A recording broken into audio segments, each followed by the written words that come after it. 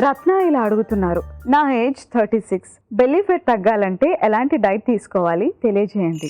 Hello రత్న గారు, belly fat తగ్గాలి అంటే ఓవరాల్గా బాడీ వెయిట్ కూడా కొంతవరకు తగ్గాలి అండ్ ఫిజికల్ యాక్టివిటీ లెవెల్స్ కూడా ఎక్కువ ఉండేలాగా చూడాలి.